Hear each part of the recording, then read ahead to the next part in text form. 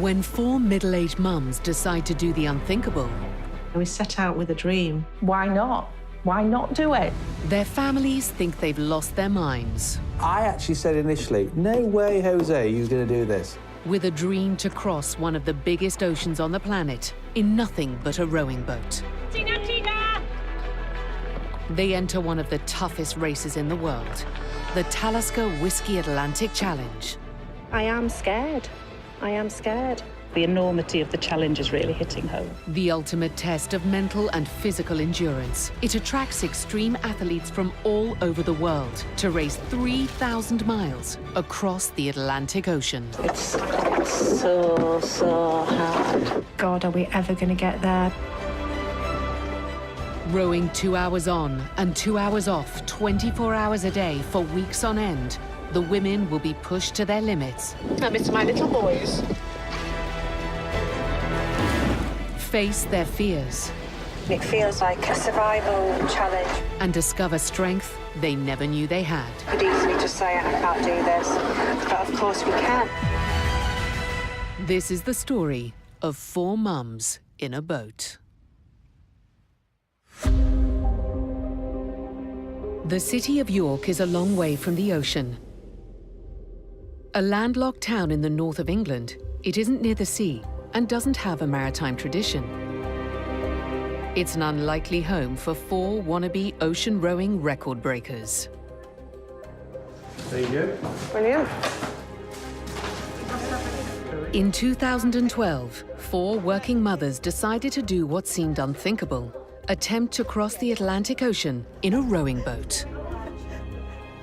I've not ever done anything remotely close to an adventure like this. My only experience of rowing is just rowing on a river in a normal rowing boat. We've got pretty much everything except the With an average age of 47 and with 8 children between them, the mum's rowing experience is limited to a few outings on their local river.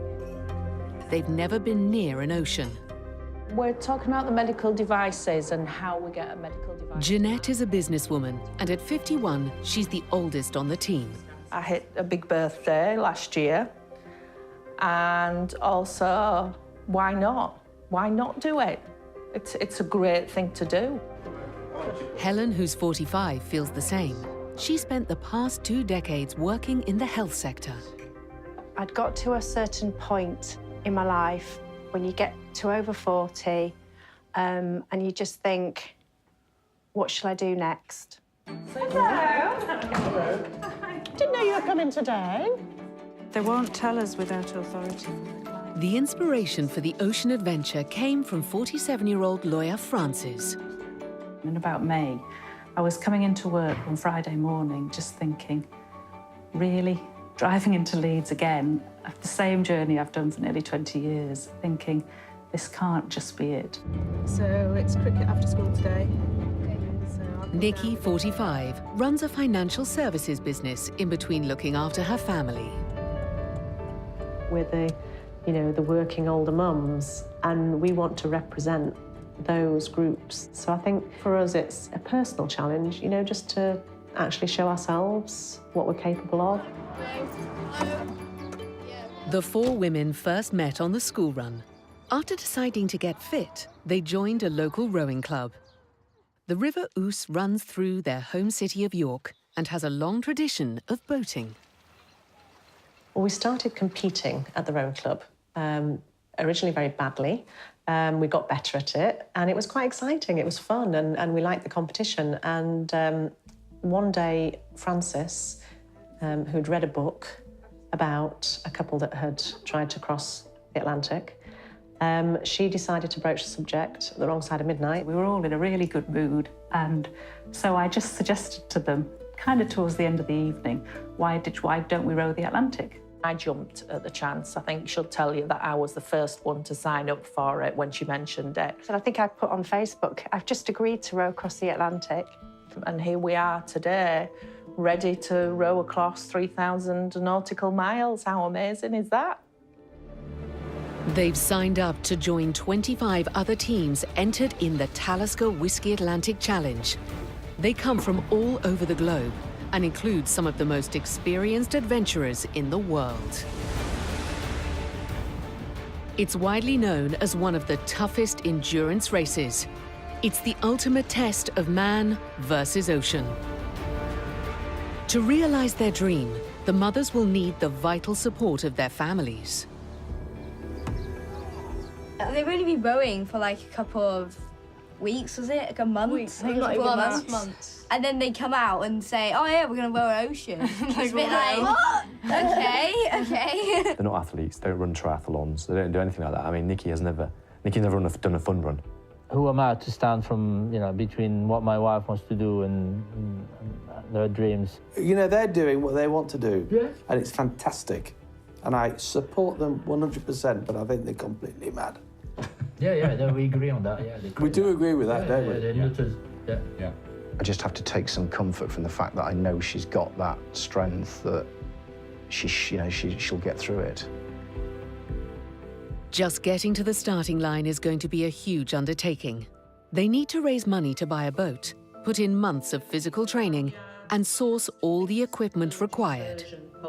Seat spares, footplate spares, rowing gate spares. Fire extinguisher, service blanket needs service date on. That's sorted.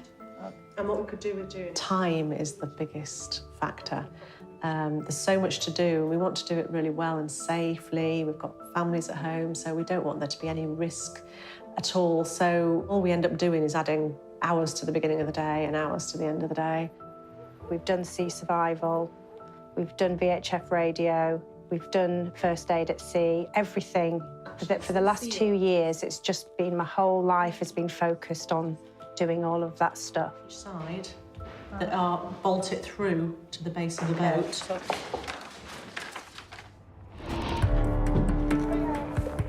It's the 24th of April, and today the women receive their most important delivery, a state-of-the-art carbon fibre ocean rowing boat.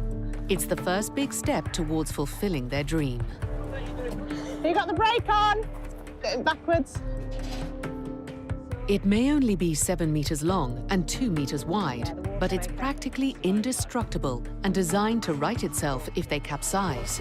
And nothing else will go in there, will it? We need to get a dehumidifier. However, the only protection against the worst the Atlantic might throw at them are 2 tiny cabins. Oh my God. This is the amount of room that we'll actually have. It's May 2015, and 7 months until they attempt to cross the Atlantic. Oh, this is so stressful. Bit this way, Jeanette. The new boat is unlike anything they've rowed before. Slow, Jeanette. Slow. Okay. Slow. Stop, Jeanette. Stop. Right, okay. I just want to check how deep this is. It's vital the mums know how to operate every part of the boat. Right, Francis, I shall pass you the rudder. Now, which way does it go? Can you remember? The other way. Right, more on your left. Every crew needs a skipper, and so far the mums haven't decided who that will be.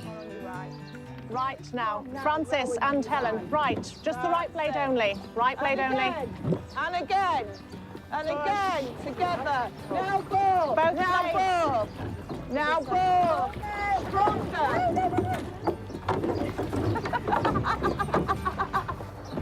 Right, Jeanette, you probably want to take us slightly across to the bit, straighten us up. That's it, lovely. But just, you might have to just keep her just on a slight angle. Can we decide who's doing the command? Otherwise, we won't make decisions quick enough. One person has to be responsible. It's their first outing in the new boat, and it seems the only thing more difficult than getting the boat into the water is getting her out again. Right, we're going too fast now. Watch your blades.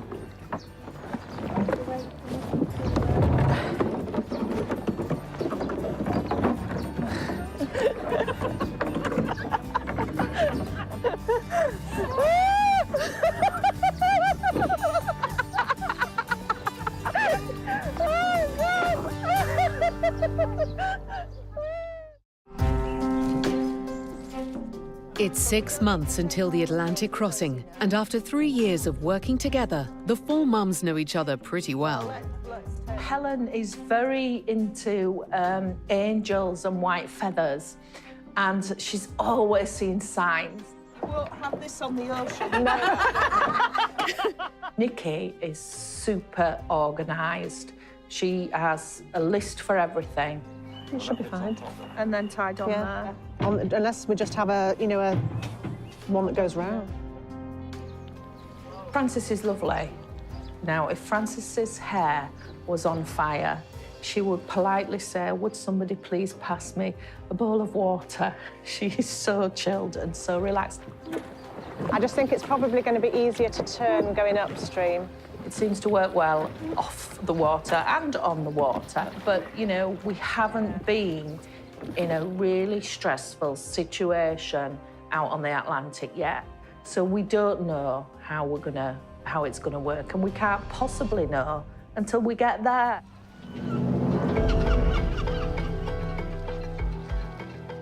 If they were looking for a way to test themselves, then today is it. Until now, they have only ever rowed on a river.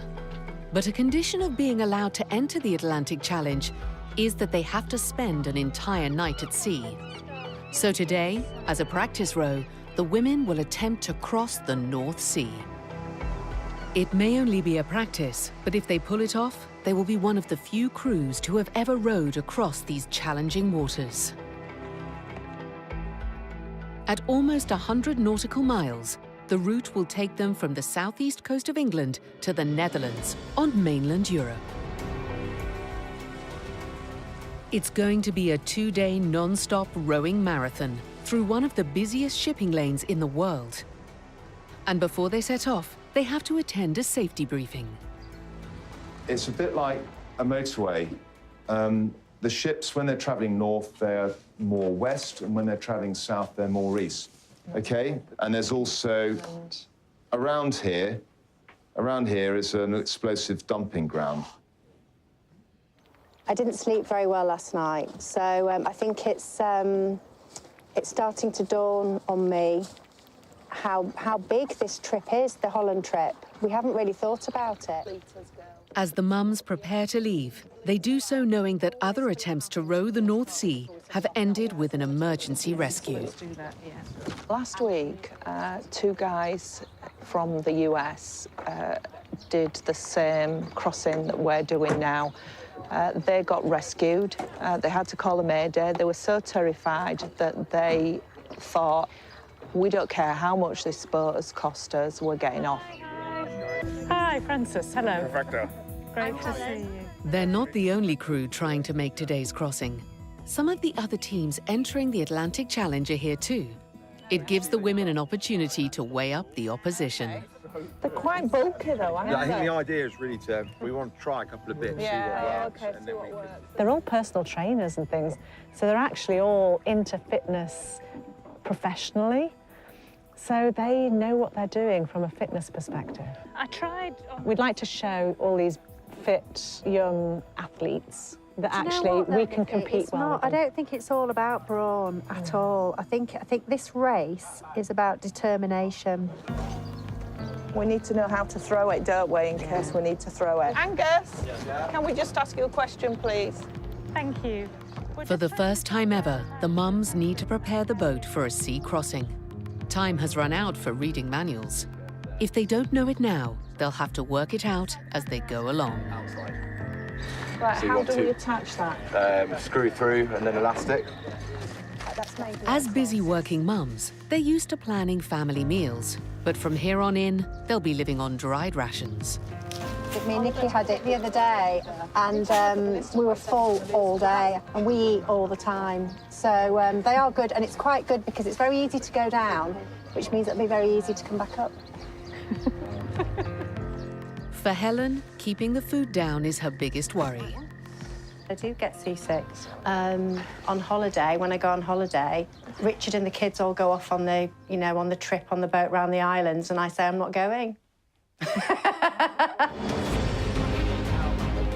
See you on Thursday, Marie. Keep safe, everyone.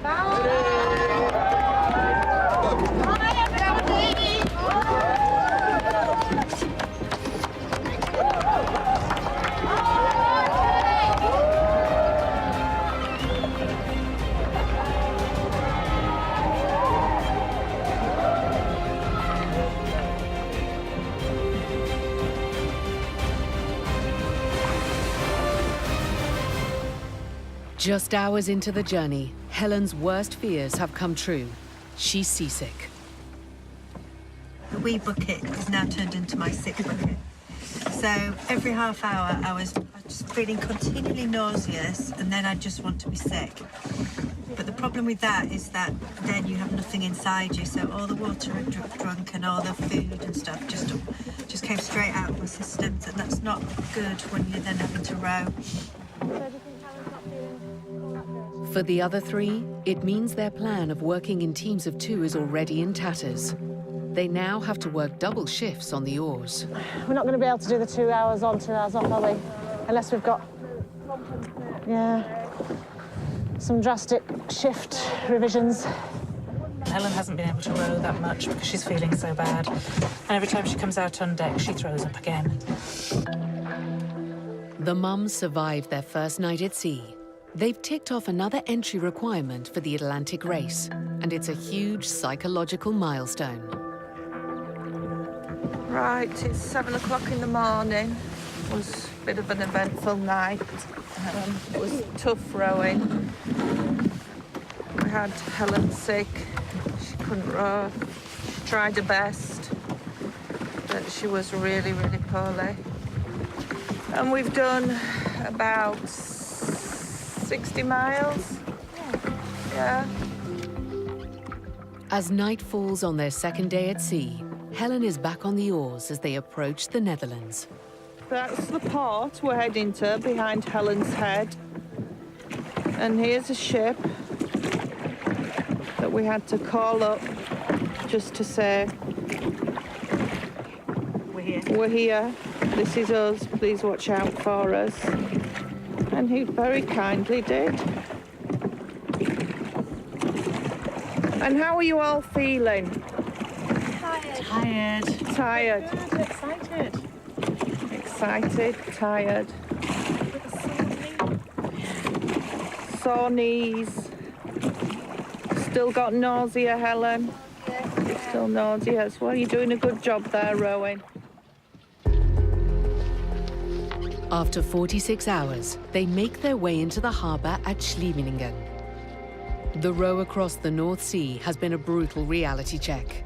Helen's seasickness has taken its toll on the team, and the final hurdle of navigating into the port fell to Jeanette, who rowed double shifts. Because I felt responsible, I thought, look, I've got to row really hard. I need to, make sure that we get in there. You're right, Janine. And so I did, and I rowed as hard as I've ever rowed. After 2 years without a leader, the women finally choose their skipper. The 2-day crossing has been a harsh wake-up call. Without Jeanette calling the shots, they may never have made it. She's a strong personality, but she's also very, very good at motivating us when we're in maybe more stressful situations. She's got that sense of leadership. And we can all take her having a little go at us without any kind of animosity at all. The reason why I'm skipper is not because I wanted to be, because I didn't want to be, because it's a really responsible job. It's because there were some tough decisions to make, and it became clear that it had to be me who was making those decisions. So I think it's the right thing, and it's the right decision.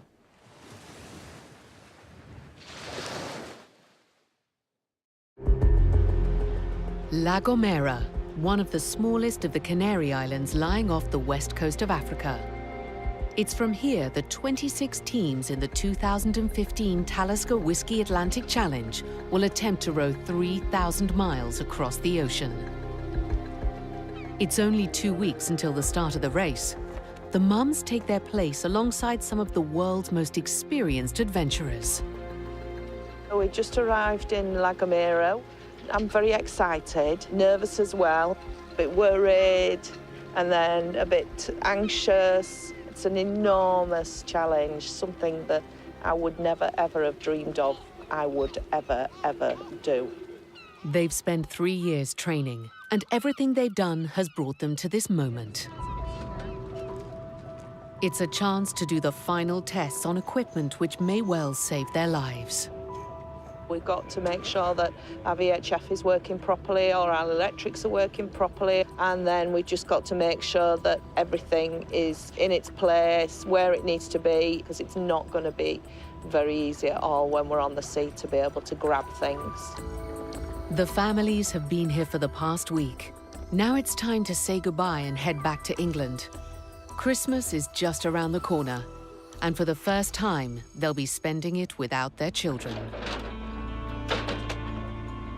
We didn't want our kids here for the start of the race, and part of it was we knew that the race start was going to be really busy, and the kids would get sidelined because we'd be so busy, and I don't want my last impression of the kids when I'm rowing away thinking, oh, I didn't say this or I did that. No, we want to be heading towards them in Antigua, where they'll be waiting for us. Enjoy Christmas! It'll be over in 7 months. In 50 days, the children will be on holiday from school. This is the time the mums have set themselves for getting across the Atlantic. I'm still here. With the families heading home, Jeanette can concentrate on her role as skipper. In case of dark days ahead, she's come up with a plan to keep spirits high. I've asked the families of the other girls to write some letters to the girls without them knowing about it. So hopefully some kind words from the loved ones that they're not expecting will just help them, you know, in those really difficult times. It's race day, the point of no return. Okay, guys, this is it. The Talisker Whiskey Atlantic Challenge 2015 is about to get started. We know now there is nothing between us and Antigua other than 3,000 miles, so the enormity of the challenge is really hitting home. I am feeling really nervous, but hopefully that adrenaline and that nervous energy will get me through it. But yeah, I am scared. People have died out there. If we capsize and we bang our heads, then there's no going back.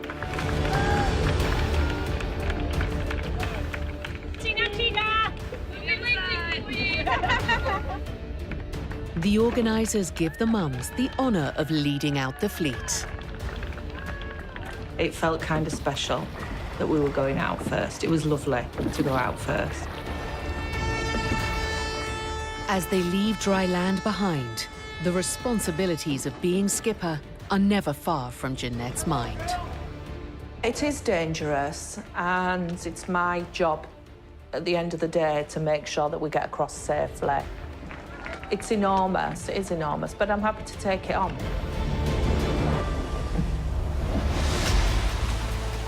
For all the crews, the first 3 days are a real baptism of fire with strong winds and big waves. 126 miles from La Gomera, the 4 mums from Yorkshire have already rowed further than they have ever rowed before.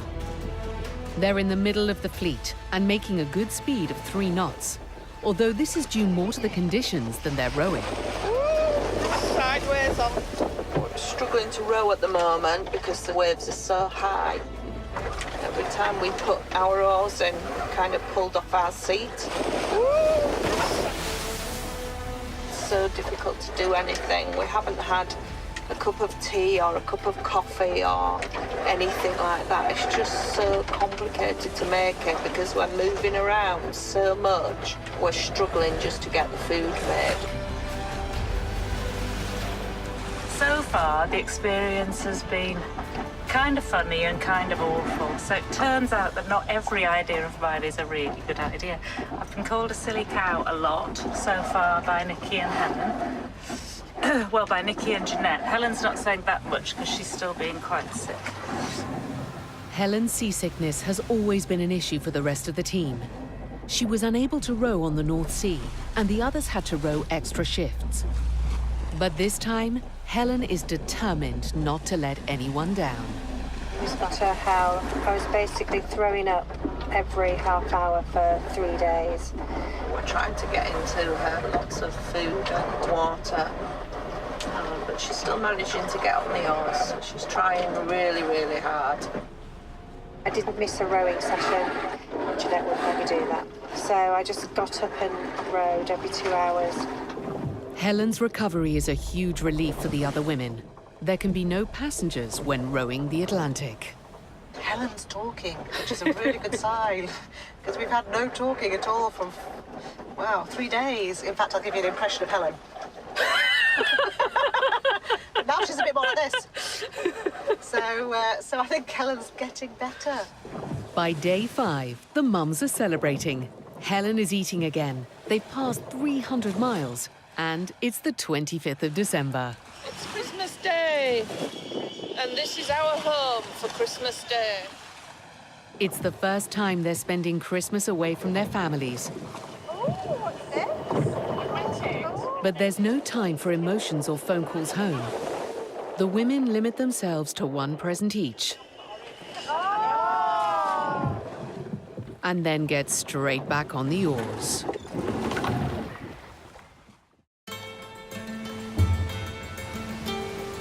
It's day 10, and the women are starting to find their feet on the ocean. But the routine is by no means easy when you're sharing a 7-metre-long boat. It feels more like a survival challenge rather than a rowing challenge at the moment. Even just going to the loo is a challenge when you've got 20-foot waves coming at you all the time. Trying to boil water when you're just being rocked from side to side is a challenge. This is where I need to be paid Danish money, because I've got to decant this into this. Jeanette, hello, was preparing our food packs, and we've got our little takeaways ready there, ready to go skimming down the boat. Jeanette's now making meal number 3.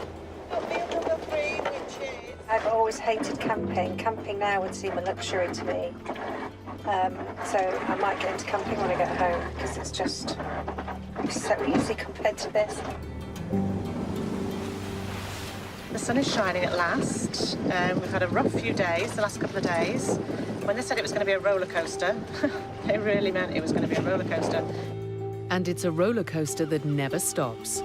The mums even keep rowing throughout the nights. It's just gone 2 o'clock, and in the morning we'll have finished 18 days altogether, and I can kind of see now why people come into their little cabins and cry, because the night times they're so awful. They're just miserable.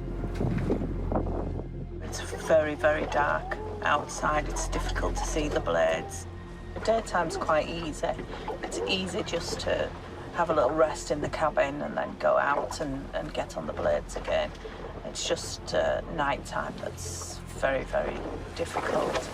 You just feel so tired. But there's no let up with the shifts. The women row 2 hours on the oars and 2 hours off, 24 hours a day, every day. Right, this is a classic example of a late shift changeover, because they've been messing around, faffing about. So this is 2 hours on, 2 hours off, and we have 2 pairs, and each pair changes on the hour. And Frances is stood at the back ready to leap into her spot. That's Jeanette's bum. Nice view. Jeanette's not falling, she's doing what's called the cat in a yoga position now. Just to stretch her muscles out before she changes.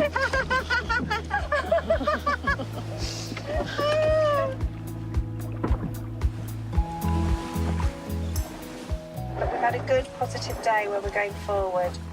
So that's good. I think we did 63 nautical miles yesterday, which is brilliant.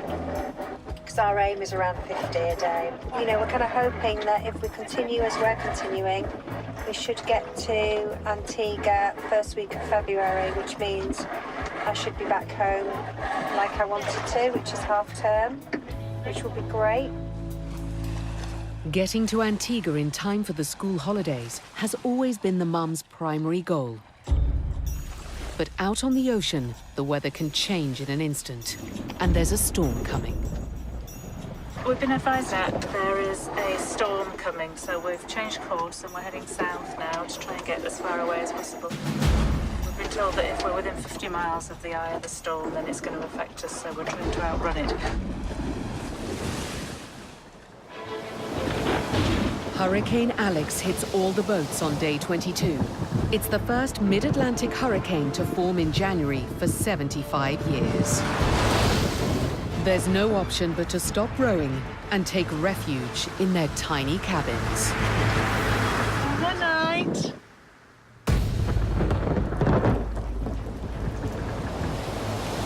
We've had a very uncomfortable night. We're really uncomfortable. We can't move in here. We're squashed together and we've had water in, so it's a bit wet in here as well. It's very uncomfortable and it's very, very hot in this cabin. The storm is raging on outside. And we're a bit bored. We're a bit bored and it's starting to build top. Most men would be crying at this point. No point in crying. It is what it is, isn't it? It's not going to help. You might as well laugh and enjoy. Well, we don't know how many days we're going to be like this for, do we?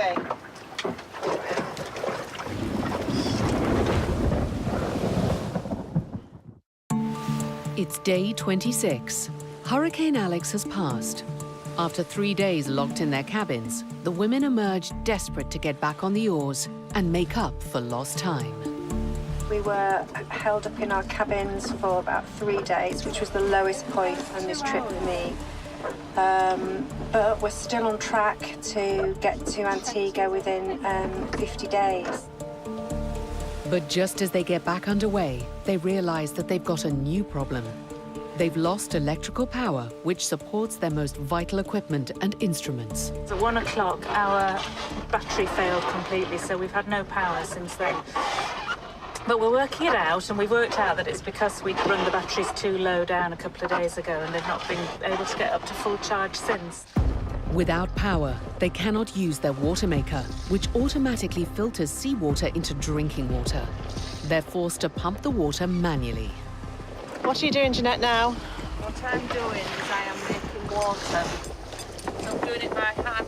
We're all taking turns. To fill just one of these canisters takes about 2 hours. So we do 30 minutes each when we're not rowing, when we're off shift. The mums need to make at least 4 litres of water per person per day for drinking and hydrating their rations. It takes 45 minutes to pump a litre of water, which means they now have to hand pump for over 10 hours a day, so no one will be getting any rest. So we've been hand pumping water all day, taking it in turns, and we've made, not made much, but we've made enough to drink and hopefully have something hot for tea. We've been living off cold baked beans for breakfast and dinner over the last 3 days. It'd be nice to have something different if we can. It's day 45. The first few boats have already arrived in Antigua.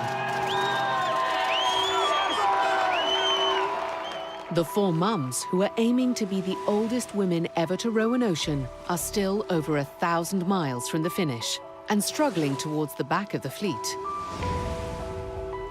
They have power issues, are pumping water by hand, and realize they won't make land in 50 days. Every stroke is agony, and yet there's more bad news to come. We are not having the best day today. We're probably having our worst day yet, because this morning our second auto helm, at about 4 o'clock this morning, our second auto helm stopped working. The auto helm is a steering system which automatically controls the rudder. That's the autopilot, which is dead. Without it, the women will have to steer by using ropes attached to the rudder or by hand. Jeanette's in the cabin doing a great job. So in here is the rudder compartment. And this is where our steering is, our rudder for the boat. So we're having to hold this rudder and steer it in the right direction continually. We're all on deck, really. We're going to get very limited sleep over the next 24 hours. What are you doing, Mrs. Butters? I'm steering the ship. Steering the ship. So the ship's in my hands. How scary is that? Despite her best efforts, Jeanette cannot fix the auto helm. I'm 45 at sea today.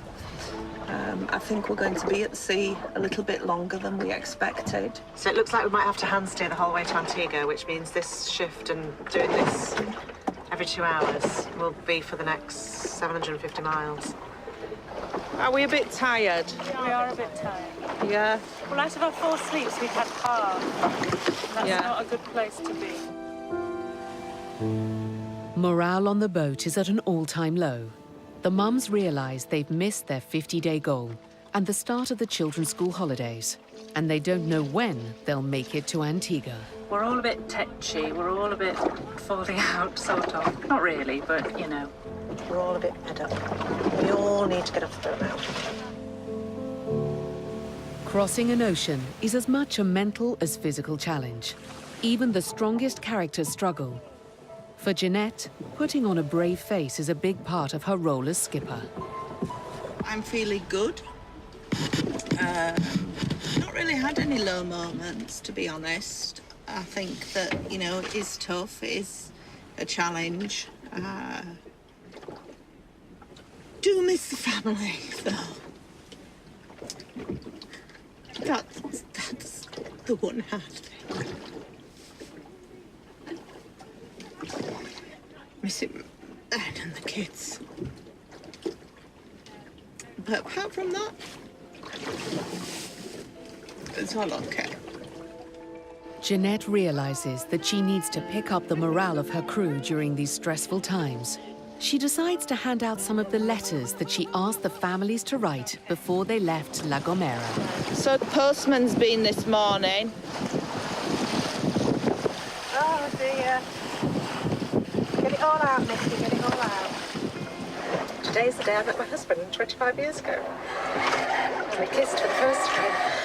Nicky, my darling, we've been together forever. And we've been through many things together. Remember why you started this adventure? I might be crying, but it was a really lovely message. And it's made me feel so good. Day 553. Postman's been again. You're making us all so proud that you're taking part in such an epic adventure. Jack is so lucky to have a superhero mummy who's been such an inspiration to all of us.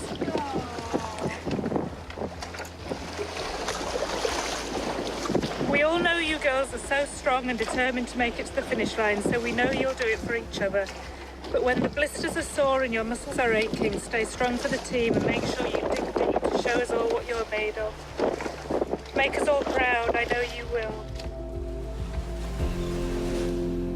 Jeanette's letters have given the women a much-needed boost. Got loads of support from home, and that's really, really helping us carry on, because you could easily just say, I can't do this. But of course we can. We can do this, and we will do this.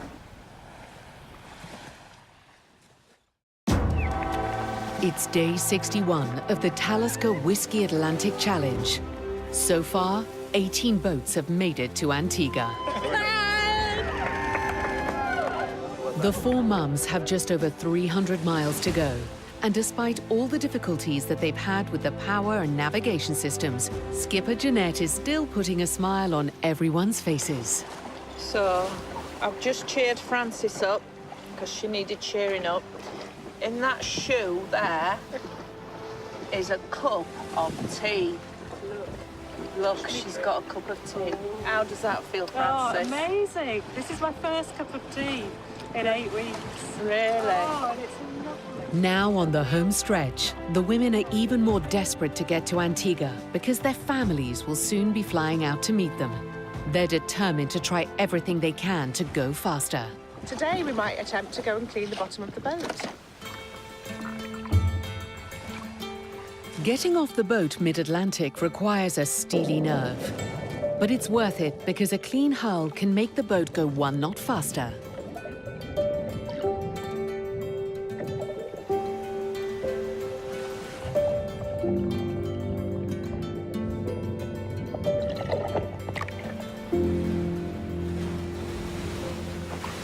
It's day 67, and finally the mums are within touching distance of Antigua.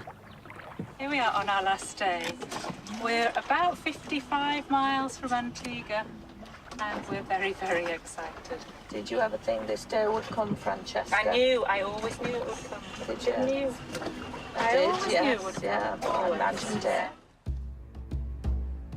Just 3 years ago, 4 working mothers who met on the school run made the decision to attempt what many of us would believe impossible. With 2 children each and an average age of 47, they learned to row an ocean boat, cross the North Sea, and now stand on the brink of making the record books as the oldest women to ever cross an ocean and fulfill an extraordinary dream. Well, you see Antigua, at that point it starts to get really emotional because you know that you are just there, near the end, and the feeling is overwhelming. I think the realisation of what you've done hits you at that point, because before, all you've been doing is coping.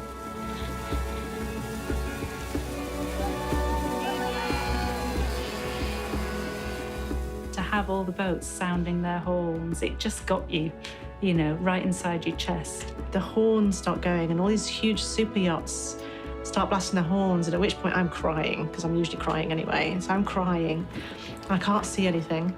I very rarely felt emotion like that. We felt like 4 brides. That's how we felt. We felt like it was our wedding day.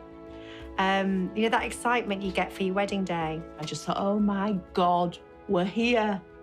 Oh God, it was just like, it was, we could see the yacht, we could see people, and it was kind of a relief. It was a relief that I'd got everybody there safe. Because that was a big thing for me as well, making sure that we were all safe.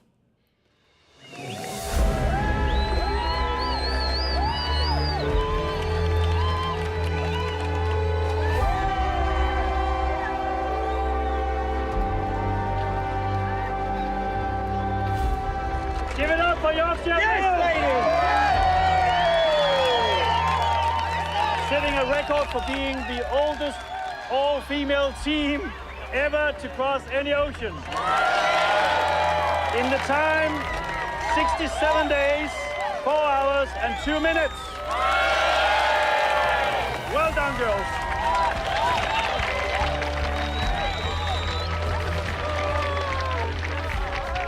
That is the world's toughest row. That is the world's toughest row. I still haven't got that sense of how enormous it is. And every now and then I kind of think, well, you've got a world record, that's just so totally amazing. The whole row has changed. It's changed my life before I set off, because it's kind of given me this whole, it doesn't have to be like this, and if it's rubbish, then do something about it and change it. You know, we set out with a dream years ago. I can't believe we've done it. To be able to test yourself to those limits and to be able to do something like that, especially with, you know, 3 other women on a small boat, confined, and come out this end of it, still really good mates, still loving each other, I think is an amazing thing, and it makes you proud.